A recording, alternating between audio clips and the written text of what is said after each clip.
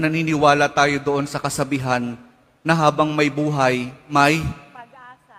habang may buhay, may Pag-asa. habang may buhay, may Pag-asa. pagsubok. Dahil tayo katiwala ng Diyos, binibigyan din niya tayo ng iba't ibang klase ng pagsubok. Kaya po doon sa pagsubok na yon, saka pa lang natin mauunawaan na talagang ang ating buhay ay mayroong, habang may buhay mayroong, Pag-asa. habang may buhay may Pag-asa. pagbangon.